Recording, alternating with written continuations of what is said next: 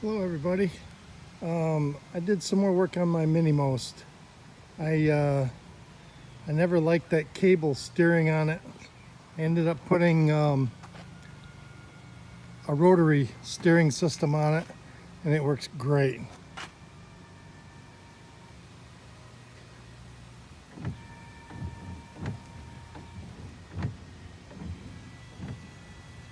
Something I don't have to worry about my grandkids not being able to steer it on.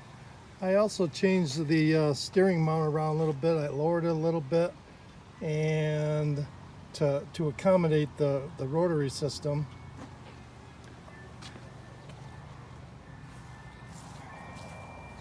And had it come down here with the excess coming out on the bottom. And I finished it off by adding some wood grain on the panel. I made a molding to go around it, and then I made a piece for a filler to cover in the front.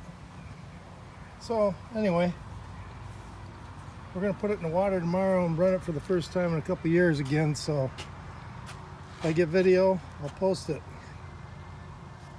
Have a good weekend.